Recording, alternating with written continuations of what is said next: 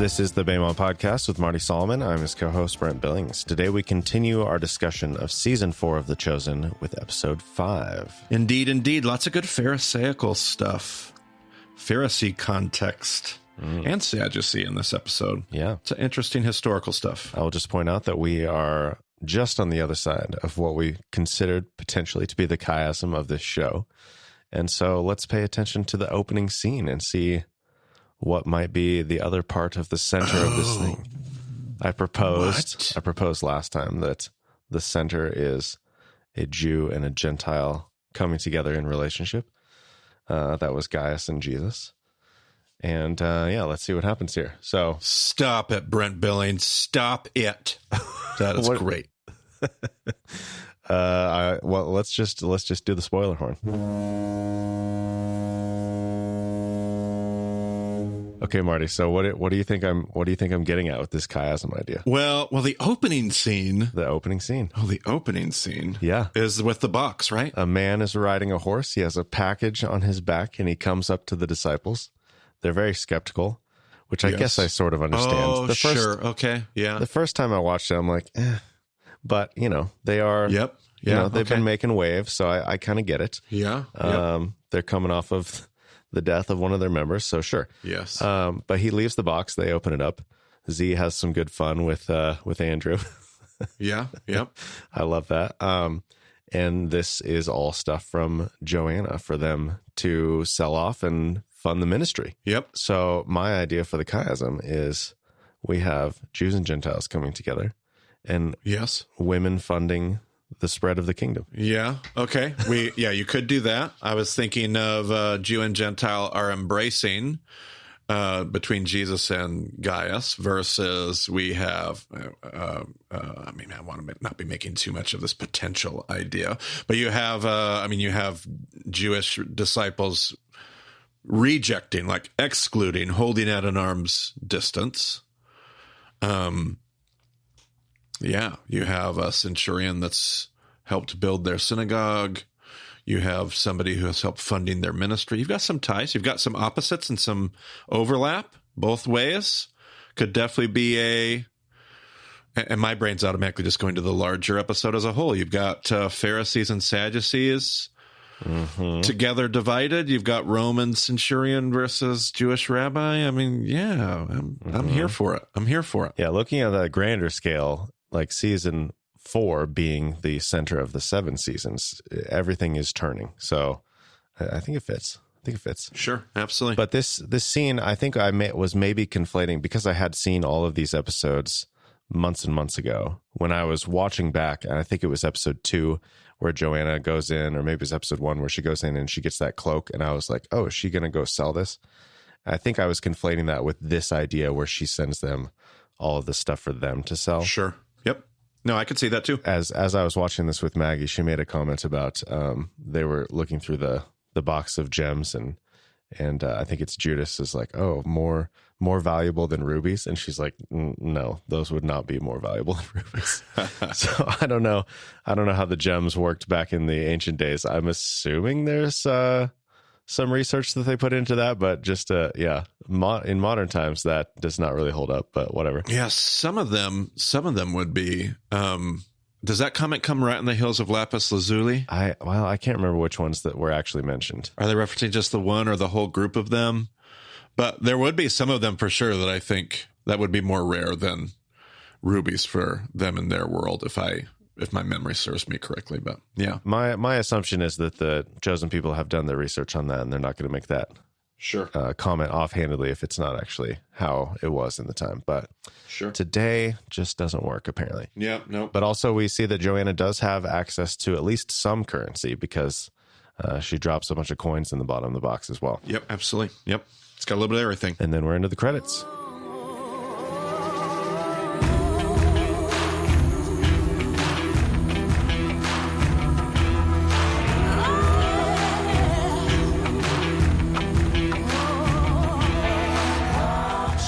So then we come into this kind of amazing conversation. Shmuel is moderating this argument about the resurrection between the Sadducees and the Pharisees. We kind of see this alluded to in the Gospels, and they make a whole thing of it, and they have all these references. We've got Psalm 22, we've got Daniel 12, we've got Deuteronomy 7. It was a really fun scene and like lots of stuff to dig into there. Yeah, totally. And everything totally fit. I still am having I'm trying to go there. Like Chosen has definitely connected the idea of Messiah with the priesthood. And I already kind of critiqued that idea in the earlier seasons. And it came up again where it's the priests that are saying, oh, but this is the Messianic.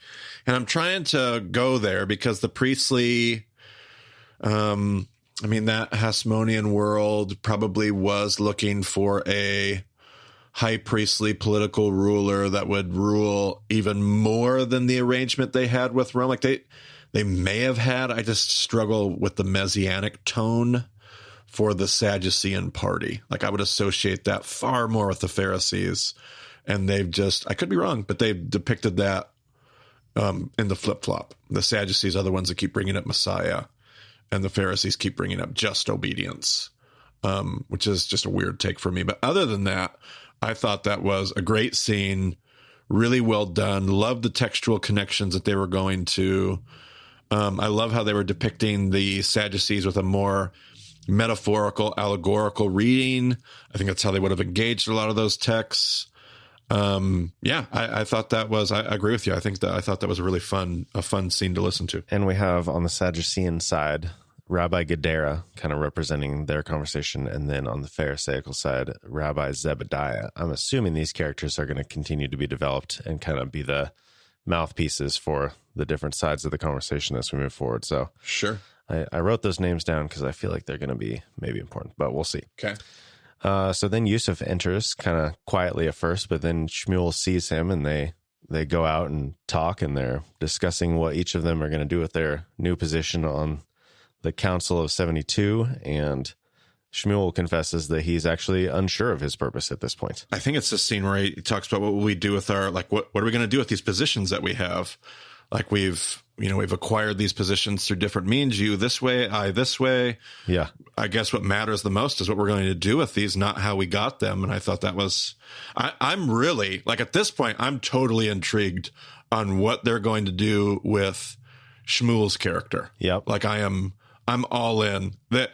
And as far as just typical screenwriting, plot, character development, I mean, there's always those characters where any good show is having you go, are they good? Are they bad? Are they good? Are they bad? Are they good? Are they bad? And that for me is what Shmuel's doing right now. I'm like, is he a good guy? Is he a bad guy? Yeah. Like, is he going to go this way? Is he going to go that way? Like, it's just really well done on behalf of just the screenwriting and the design. It's really well done. Yeah.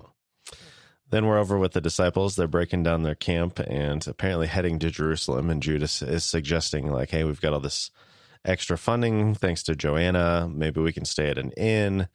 They're talking about like, well, maybe we should do that, but split up into smaller groups so we don't draw attention. And, there's all this conversation about how they're going to keep a low profile in Jerusalem. But then Jesus comes in and he's like, nope, we're going to Bethany and we're going to stay with Lazarus. Love that setup too.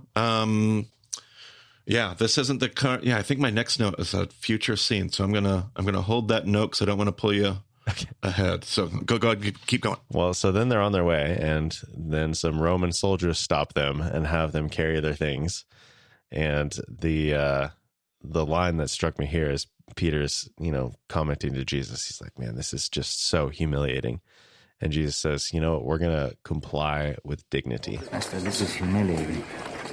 We will comply with dignity. And the whole process of them carrying this stuff is like, everybody's struggling in a different way. There's just emotions all over the place. Judas, I'm kind of combining these scenes of all this stuff, but Judas seems particularly angry about this situation. Yes. They eventually get to the mile marker. Yep. And Jesus just keeps walking and everyone is just stunned. The disciples are like, what are you doing? The Romans are like, what are you doing? Everybody's going crazy. And Jesus is like, nope. If anybody asks, like, we wanted to do this.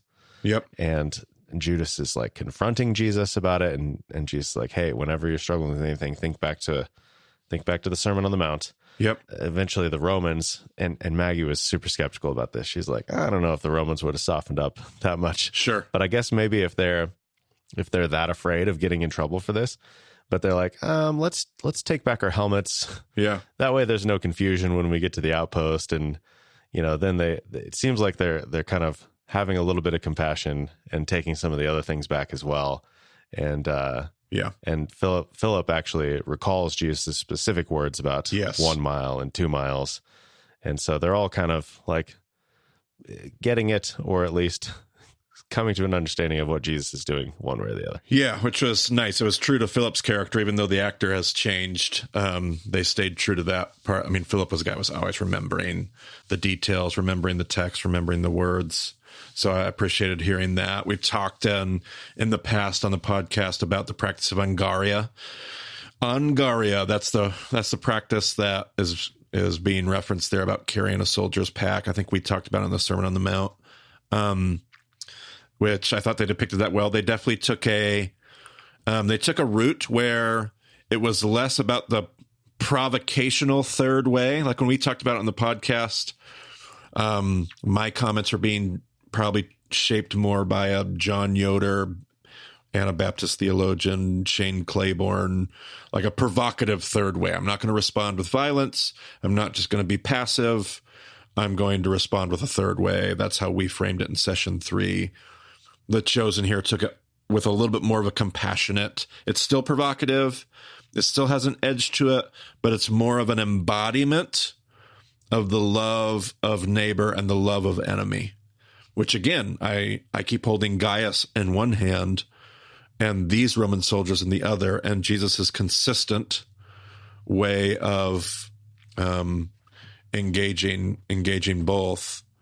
And yeah, it had a more compassionate, I probably agree with Maggie's take, but it was one of the things that framing it this way did was that it gave me Isaac, in session 1 where we talk about the mission realized and Isaac and them fighting over the wells in the book of Genesis, it gave me Isaac vibes. It was like, I don't know if this is historically the way it probably played out, but in terms of just theologically wrestling with its application, I did like what was being pictured there. So I had to turn my historian off just a little bit, but I liked the way that was framed. It was cool. And I think of, and maybe this is a little bit too much presentism, but I think of the stories that we hear about like groups of soldiers who have just done these horrific things in war zones to people who have nothing to do with what they're there for. Yep. So I think there's some element where it's like, it's kind of hard to believe that the Romans would have these different personalities. It is true throughout the whole scene. Like at the very beginning, like some of them are like kind of throwing their helmets down on the heads of the disciples, and some of them are just kind of gently placing them. Like you already have a mix of approaches to this. Yeah. Yeah. It's like, how many times have they had people carry stuff for them? Sure. And nobody has ever kept going. Yeah. Like as soon as they get to that mile marker, they're throwing the stuff off and getting back to their business. Yep. So I can see how it would be totally shocking, and how they don't know how to respond. And some of them are going to like, I don't feel comfortable with this. I'm just going to take my stuff back because I don't want to, like, is this a trick? Are we being played? Like, are we being set up? Are we being tested? Yep. There's probably all kinds of stuff going on for them. So I don't know. How else would you do it? Like, there's lots of ways you could portray this. Yeah. But I do think it is plausible. Yeah. Going back to that word that Dallas always uses, like, I think this is plausible. Yeah, totally. Yeah, I think of all the stories my dad told me about his time in the Air Force, and when you're in a company and your company has you're stuck, like you go along for the ride. Whatever personality that your leader, I mean, that's the personality that your company takes on. And so you're always going to have people in the company that are like, this is not really my gig, but here I am. And so I could totally imagine Roman soldiers like, I hate doing this Hungaria thing. This is not the way I would want to do it. They'd be more like Gaius if they were in another company under different leadership. They'd probably be more at home. But here, so I just love that point. I think it's really well said. So then let's jump back. We've got Shmuel and Yusuf, and they enter the council chambers, and Shmuel's kind of testing him and talking to him about all the different people who were there. They're talking about the scribes and lawyers, which is apparently an unpaid position. Yeah, I'm not sure. They definitely mixed the they're mixing the Roman idea of patronage. Els talked about that on the podcast before. Mixing the idea of patronage in with the office, because I think there's a reference there about if they're like, there are other places where they are paid and it is a different position. But in this case, they're doing it on purpose as a volunteer because they can rub shoulders with people of influence and be invited in, whether it's actual seats on the Sanhedrin or whatever they're trying to reference there. So there was a mixture of that. I thought it was interesting the way they mixed scribes and Torah teachers, which is historically, that's a fine mixture. The part that was weird for me is there was this like explaining, as far as a viewer of the episode, it worked because I was getting to learn because Shmuel's talking to Yusuf about it. What was odd was like Yusuf wouldn't know how this worked or operated. Yeah. Like he was confused as to who a scribe was. And like maybe there was differences like that. That felt a little awkward to me. But as a viewer, loved the commentary historically because I'm like, oh, again, right. What I've always said, they're explaining things and bringing color, history into it that they don't have to bring. They don't have to spend time doing this. They don't have to. And yet they really are painting a very vivid historical picture because they're taking the time to do it. Yeah. And I mean, Yusuf has been in the Galilee for a while. So maybe he is just like a little, I mean, being in the council itself, it's like, oh, well, you have a scribe the way you think of it, but here it's an unpaid position because they're angling to get a seat. I kind of expected them to make a comment about like, you probably don't want to like let them know how you got your seat because sure they're like working their butts off trying to get in here and you just come waltzing in with a special connection or something. And that would have been somewhat normal to them. They would have expected that. But again, I mean, Yusuf's in Capernaum. Yeah. Like they keep, and Galilee is backwater, even Capernaum, but they keep acting like Capernaum's like this. It's the Yale or Harvard of the Pharisaical world. Like this dude knows his stuff. He's not ignorant. And that was the harder. Now I'm sounding all critical and negative, but he's not from. Well, they are going to travel to Jerusalem, for festivals and correct. stuff. So it's like he'll be around them at some points as well. And even then, he's still in the heart of Pharisaical Judaism. Like he's in the best of the best. He's not in that crazy of a backwater. So anyway, but I digress. But Shmuel kind of makes this comment. It's like, oh yeah, it's kind of confusing in troubled times, but I'm just glad you're here. So, then we have Gadara recalling some previous hardships that they have gone through and how they can use them. And I think it was Zebediah actually who was getting upset that he's even bringing up whatever it is that he's referring to, and he's Gadara is continuing his argument. He's like, yeah, you know what? As unlikely as it may be, turns out we want the same thing as Pilate, and Pilate's kind of on thin ice, and maybe we can use this situation to our advantage. And Yusuf wants to speak up at this moment, but Shmuel is stopping him. He's like, dude, you don't nobody knows who you are. You're just gonna get shouted down. You gotta work your way into this whole system, get on a committee. And Yusuf is like, I don't know about any of this stuff. And then they get to this committee about Babylonian prophecies, and Yusuf's like, oh, that's the one. I want Babylonian prophecy. Yeah, I definitely appreciated that. I loved how they find ways to navigate some of these conversations and work some of the backstory. I thought it was really good. And I kept figuring out what committee was going to pop up. And when it popped up, I'm like, really? That? And then I was like, oh, no. Yeah, that. Okay, sure. So I loved it. It was fun. Then we're back with the disciples returning to their bags. And Jesus is like, hey, I'm proud of you guys. And, they're debriefing this. But then they're on to Bethany. And Judas asks Jesus about visiting his old associate.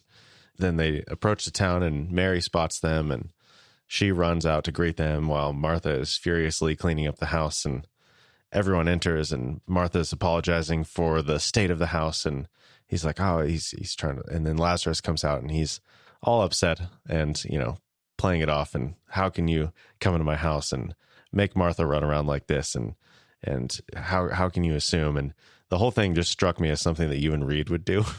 Sure. Yeah, absolutely. Yeah, that's a great parallel. Yeah, it was a fun scene though. And I think Jesus is mostly, I assume he's playing along entirely, but I don't know. Yeah, it's hard for me to know if he was playing along or not. And I love that part of their friendship. I mean, that's been consistent now when they have bumped into each other all the way back from the Sukkot interaction. And I love picturing Jesus with that kind of And I love the connection you made between me and Reed, because a lot of people be like, I don't get that thing you and Reed have, and kind of like in this disparaging way. So I personally love, it's like this personal vindication and justification. Like, yeah, even Jesus had, which is just the chosen, Marty, calm down. But I love picturing like Jesus with this little, like, not quite trash talking, but just a little bit of like jabby, jabby, jabby. I love that. That's good. Yeah. So then we're back with Shmuel, and he's introducing Yusuf to the committee chair for this Babylonian prophecy thing. And Yusuf doesn't know that's who it is yet. And he makes a comment about how his family's in construction, and the guy's just like, ugh, gross. Construction? No way. Yeah. So then he's like, well, I guess I got to find a different committee. So, Shmuel keeps introducing him to people, but he's like, Shmuel is doing a lot to navigate the politics of all these different relationships and everything that's going on.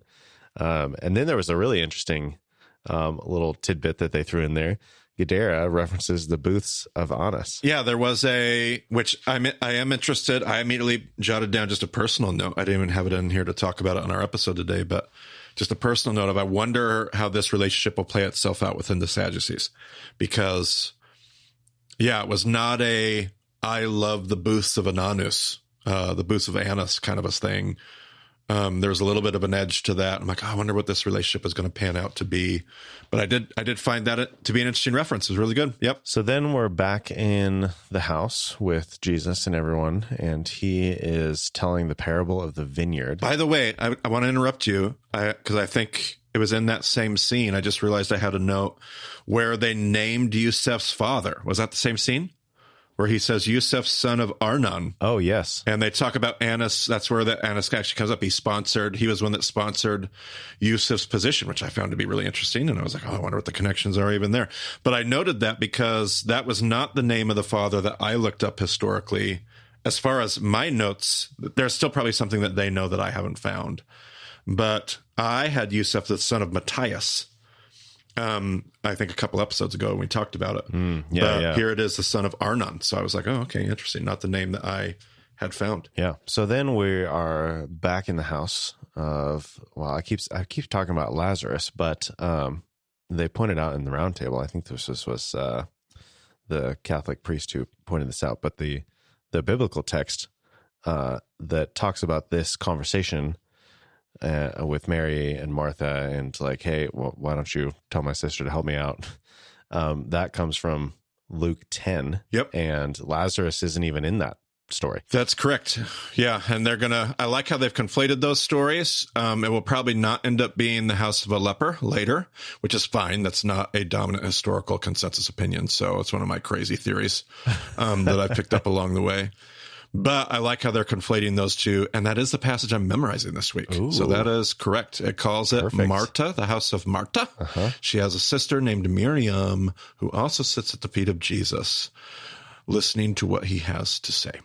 So, yeah, absolutely. It's Marta's house, and that is correct. So Luke 10. So Jesus is telling the parable of the vineyard, and while this is happening, Martha is serving everyone, and she's kind of like trying to get Mary's attention, and Mary is giving Jesus her full and undivided attention. Martha's running around making the food, and my goodness, her food looks really good and quite fancy. Oh, yeah. This is the kind of stuff that that I see at like, $50,000 weddings when I'm when I'm doing photography. Like this is good stuff. So Martha's not slacking off. She's not just like doing the bare minimum. She is like treating the disciples. But Jesus finishes the parable, and then Martha speaks up in front of everyone. And Maggie, she made the comment like, oh, this is just so uncomfortable. But that is what it seems like is taking place in the biblical text. Yeah, totally. I did also love, kind of on but off topic, at the beginning of the scene, I don't know if you noticed, Mary runs out to greet them. Right, yeah. And if they do conflate these stories, I'm assuming there will be like the exact same shot when they come back later, when Lazarus dies. And this time it will be Martha that runs out, which is going to be so redemptive. And I am going to absolutely love it when they film that. Don't screw that up. Okay. All right. We'll see what happens, I guess. But Jesus, he asked Martha to sit, and Martha kind of has this realization moment of like, oh, I just said that in front of everybody. Oh my goodness. And she's kind of like feeling self-conscious about it.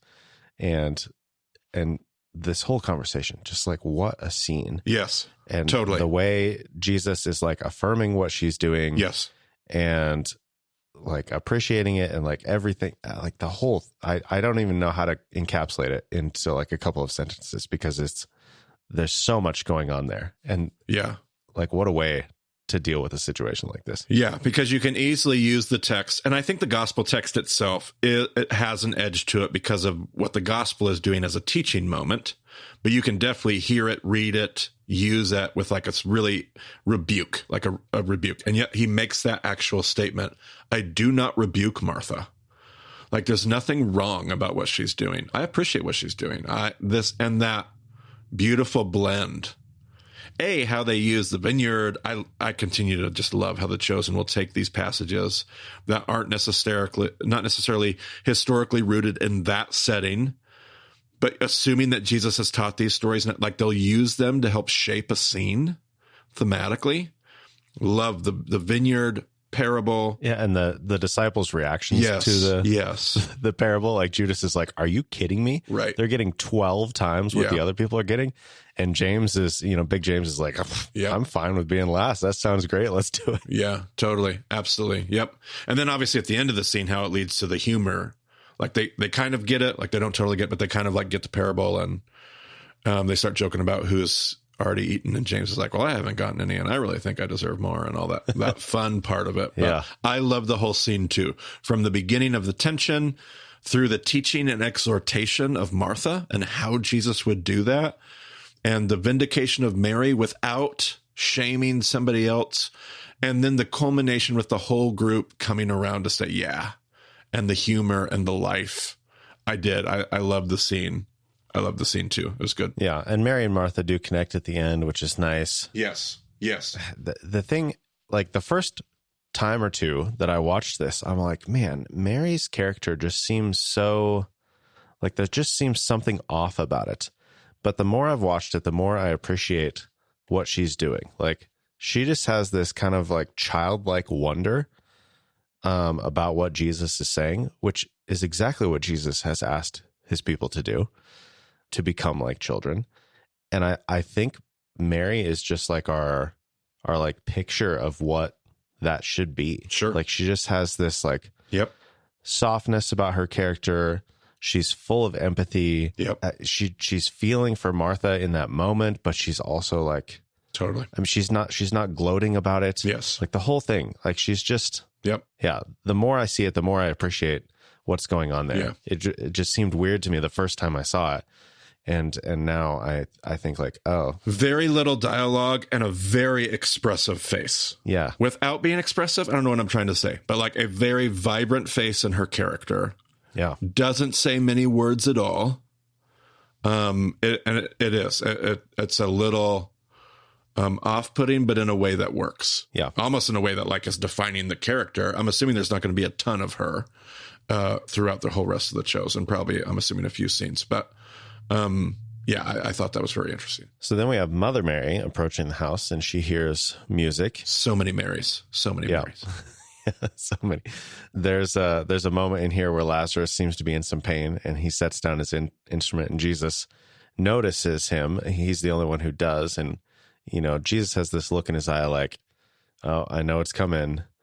I mean, I don't know, but an interesting moment of like, is he looking into the future here? Because then he leaves the room and finds his Ema, and they have some jokes about how like, oh no, they've run out of wine. What are we going to do?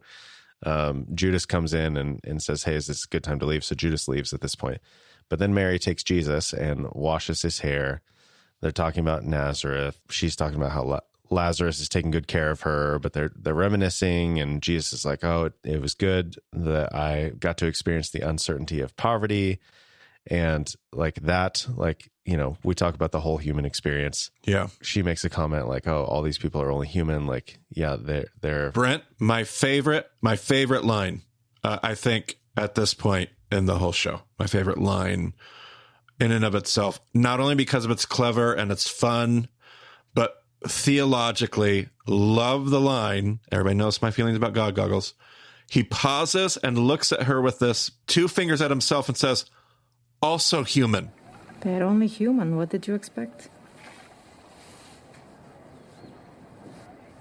Also human.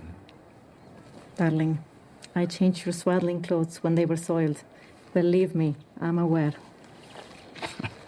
It's my favorite line in the whole Chosen series so far. Loved it. Perfectly delivered. Apparently, I don't know if it's ad-libbed, but that came from Jonathan. It came from Jonathan Rumi. No, stop it. Oh my gosh. It's my favorite line in the whole series so far. Yeah. So perfectly delivered. Yeah. So theologically important for me. I don't know if Jonathan Rumi intended it that way at all, but I mean, because just the tone, the meter he delivered it, the way he said it, the angst and the like I'm frustrated, people don't get it. Like, combined with the whole context of that conversation, the point of the faithfulness of Jesus. This is why, and it showed up in Slack again, like 2 weeks ago. Like, people are like, why are you so hung up on the God goggles thing? Why are you so hung up on the God goggles? Like, can't people just pray and figure out? And yes. You can get all this stuff through an intimate prayer, but that is actually my point.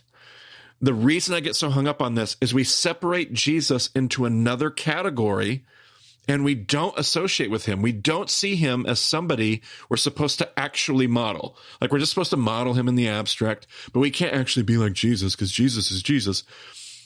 And that line, also human. Like, I want them to be like me. Like, I want them to follow me. I want them to, because I am human. I'm operating in my humanness. Jesus, like, I love that line. I loved it. Want that on a t-shirt. Bring it. And in the scene, like, there's all of the confusion of, fully God, fully human. That whole thing is all mixed up because he's saying, like, oh, yes, they don't even get it when I tell them exactly what's going to happen. Totally. Loved it. But you have all of those human feelings right along with it where he's frustrated. Yeah. And it's like, sure. Yeah. That's, and we have those passages that talk about, like, oh, he experienced the things that we experience. And that line about, like, oh, it was important for me to experience the uncertainty of poverty. Yeah. Yep. And he's not struggling in that same way anymore. He's got lots of supporters, lots of resources, lots of people who are propping him up, but he got to experience that part. And that was actually a comment in that opening scene between the Pharisees and Sadducees, and Jebediah is making a comment like, oh, so many of our people live in this, like, not great condition, and they are putting their hope in the resurrection, and you Sadducees don't have to worry about that because you've got everything you need. So who cares about the next life? This life is great for you. That whole scene between Mother Mary and Jesus, probably at least my top 3 scene. If my favorite scene is the Sabbath dinner with Mary, if my second favorite is the Beatitudes with Matthew preparing the Sermon on the Mount, this is probably easily my third favorite scene. That statement, the whole concept of Jesus being misunderstood. Reed had a teaching in, like, session 6, where one of the points he made just radically changed my consciousness of, he said Jesus was willing to be, it might have even been one of Reed's sermons at CCF, I don't know. But Reed at one point has said, Jesus was willing to be misunderstood. And he didn't stop and go, no, guys, listen to what I'm saying. Let me say it another way. Jesus was willing to be misunderstood. Like, if there's ever somebody who I would think, no, he's going to make sure that people get it right. Jesus knew he was being misunderstood, had all the resources anybody would ever have to fix it, and was willing to go, they just don't get it, and not fix it. Yep.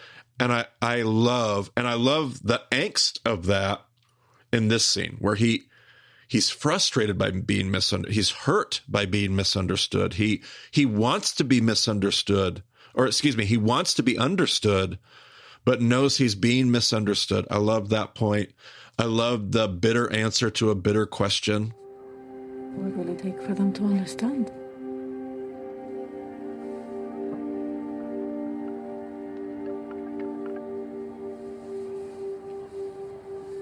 Son? Bitter. What? It's a bitter answer to a bitter question. Oh, golly, that was a good line. Mm-hmm. And her point about when you learned from your father, he guided your hands. Whoo! Whew. Whew. Like you're going to have to teach them, like be guided. And I was just going, Brent, you know me, I'm going to Turkey. I'm going to like the stories of these disciples who learned from Jesus. Like I just kept thinking about like they didn't learn it. They didn't learn it in his earthly ministry, but they eventually did. Like he did, like he showed them the way. And they did learn it. Like they will, Jesus, because you will show them in a very physical, very material way, and they will follow in your footsteps. I love that line about being guided by your hands. All right, that's enough of that scene. Whew, whew, dang, man, loved it. Yeah, and the context of Mary washing his hair, throughout this whole thing, like the level of service, and like we know that Jesus is coming up to this point where he's going to wash the disciples' feet, but he's also like willing to be served by others. Yeah. Is great. And the whole scene ends with this juxtaposition against the pre-credits scene, the cold open, where Mary is actually learning that Simon has a new name here. Yeah. And in the previous scene, the guy comes up and is like, oh, I'm looking for Andrew and Simon. And they're like, oh, well, this guy, he's working on outdated information, so we can't trust him. Yeah. It's like, Jesus' mom doesn't even know you have a new name, dude. Right. Calm down. Yeah, totally. Totally. Then we see Judas, rather. Wow. Got to be careful on that one, right? Yeah, Judas, right. Don't mix those. Judas enters his friend's house. I can't remember his name. Yeah, hold on. I have it written down here. It is Hadad. Hadad. Okay. Hadad. Hadad. That's a name from the Old Testament. There you go. So he enters the house with the spare key, and he's like, dude, you gotta change your key when you fire somebody. He's like, I didn't fire you, you disappeared on me. Yeah. But he's like, so did it all fall apart? Why are you here? And he's making fun of Judas for how they're living and how, and then Judas is sharing like, oh, well, we do actually have some funding now. And there's this conversation about like, oh, you should be taking your proper share. You're using your special skills. And by the way, you should be investing some of this too. So like, if you really believe this is going to happen, like you need to be making investments for future kingdom work. And then Judas is like, yeah, actually Jesus has a parable about making investments like that. Sure. And so it kind of gets his wheels turning a little bit. And Judas eventually is just like, dude, I don't know anything, but I know that he's the Messiah. And so Hadad is like, well, if that's what you really believe, then you got to help him act like the future king of the Jews. And so not a great influence for Judas at this point. Yeah. Nope. A tough episode for him. Yeah. I do like how they're developing the Judas backstory. I do like that. It's not what obviously people have heard me say what I think is Judas's backstory as a potential zealot character, but I really like how they're pulling some of the same details together. That theory that I have is another one of those crazy theories that Marty has, historically based theories, but they're not doing that. And I kind of like the fact that they're not, but they're still working some of that same tension of misunderstanding some of Jesus's words, a real disdain for Rome. Like, I think it's working all in that same direction. And we have not seen like this crazy, wicked, corrupt Judas. We've seen a Judas we can relate to. We've seen a Judas that misunderstands some things, but a Judas that is really quite normal. Misunderstanding things as all of the disciples are doing. They're all misunderstanding in some way. Great point. Absolutely. 100%. So then we're back with the council. They adjourn. Yusuf's kind of staring ahead, like trying to figure out what he's going to do in this new world that he finds himself in. And Yanni comes in. They move on, started getting more introductions to other rabbis, and does this 20 question thing.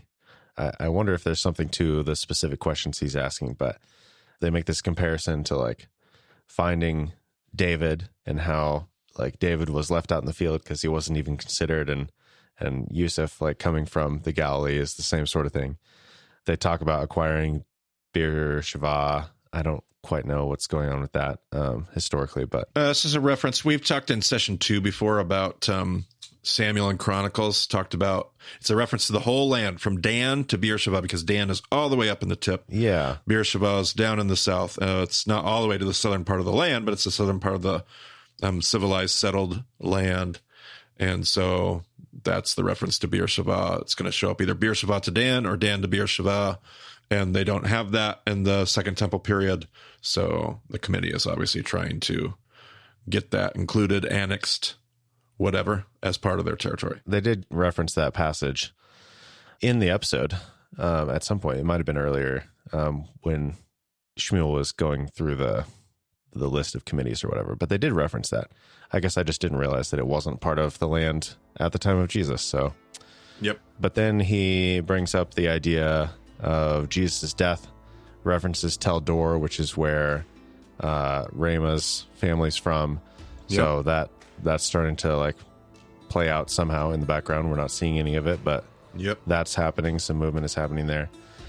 And then we see everyone packing up and leaving the house of Martha. And Jesus hugs Azima, and then we see a shot right at the end of Judas pocketing some of the coins. All found in bits and pieces of your gospel text. So yeah, tons of passages. I was trying to like write them all out, and there's a huge chunk of text from all over the place that are being pulled together for this episode. Very, very text heavy episode. Well done for a season that probably isn't going to rank high on my favorite seasons. We still got a couple episodes that could close strong, but I haven't watched them yet. I'm still watching this in real time. I love it. But I do one of my favorite scenes, so one of my favorite episodes. Yep. All right. Well, you can find more details about our show at BamOnDeception.com.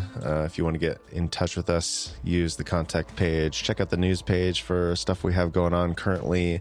Whenever you may be listening to this, there's always stuff going on. So we'll share that on the website. Sign up for the Bama Messenger if you want those things delivered to your email inbox about once a month. But yeah, thanks for joining us on the Bama Podcast. We'll talk to you again soon.